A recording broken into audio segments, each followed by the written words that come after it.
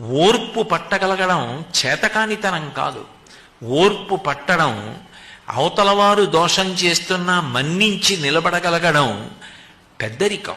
అటువంటి ఓర్పు మనిషికి అపూర్వమైనటువంటి ఆభరణం.